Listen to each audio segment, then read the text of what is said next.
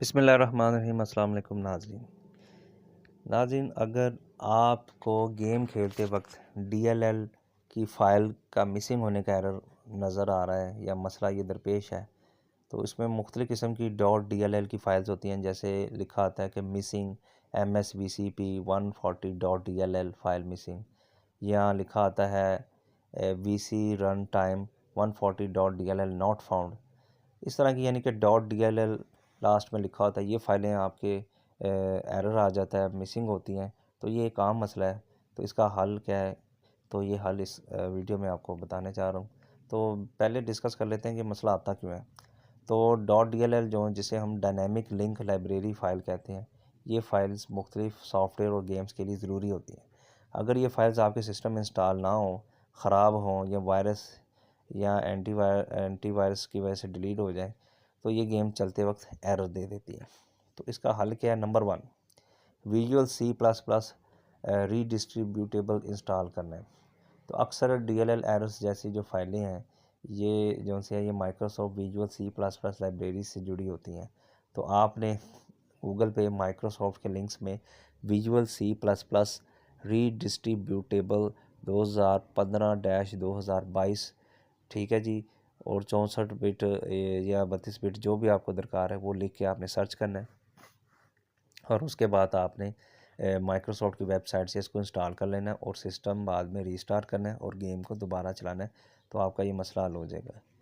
Number 2, DirectX end user run time install करना है। कुछ DLL फाइल्स जैसे D3 DX9 _43.dll जैसी फाइलें जो होती हैं, ये डायरेक्टएक्स से मुतल्लिक होती हैं।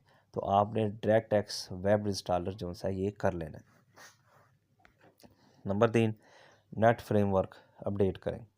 तो बाज़ का गेम जो सी है ये नेट फ्रेमवर्क अपडेट करने की इसको ज़रूरत होती है, तो ख़ास तौर पर DLL फाइल्स के लिए। तो नेट फ्रेमवर्क का सॉफ्टवेयर जो सा ये आपने अपडेट कर लेना है। नंबर 4 पे फ़ाइल ख़ुद इंस्टॉल करनी है। DLL फ़ाइल ख़ुद इंस्टॉल नहीं करनी, यह आपके लिए ख़तरनाक हो सकती है, क्योंकि कई लोग इंटरनेट से .dll की फ़ाइल अलग से डाउनलोड करते हैं, उसको फिर सिस्टम 32 या सिस्टम जो है WW64 फ़ोल्डर में कॉपी करते हैं। तो ये ख़तरनाक हो सकता है। अक्सर .dll फाइल्स वायरस से भरी होती हैं। तो बेहतर यह है कि आप असल सोर्स जिसे हम डायरेक्टएक्स या रीडिस्ट्रीब्यूटेबल जो सा सॉफ्टवेयर है उससे इंस्टॉल करें, ताकि उसमें .dll की फ़ाइल खुद ब खुद इंस्टॉल या अपडेट हो जाती है। नंबर 5, एंटीवायरस चेक करना। कभी कभार एंटीवायरस फाइल्स को गलती से डिलीट कर देते हैं, तो गेम्स फोल्डर को एंटीवायरस में एक्सक्लूड कर लेना है या टेम्परेरीली एंटीवायरस बंद करके गेम आपने चलानी है। Number 6, system file checker SFC चलाना है। अगर फाइल्स वाकई ख़राब हैं तो स्टार्ट में जाके CMD यानी कि कमांड प्रॉम्प्ट में आपको रन एज एडमिनिस्ट्रेटर के तौर पे उसको खोलना है और ये कमांड लिखनी है SFC/स्कैन नाउ।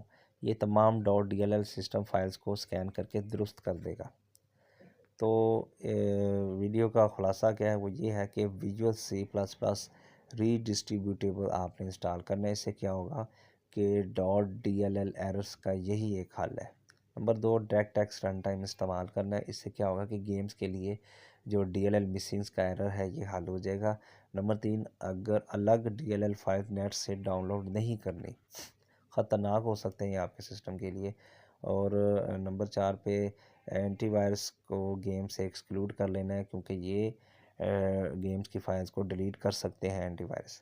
और लास्ट में SFC स्कैन नाउ चलाना है, ये ख़राब सिस्टम की फाइल्स को दुरुस्त कर देगा। Thank you for watching. अल्लाह हाफ़िज़।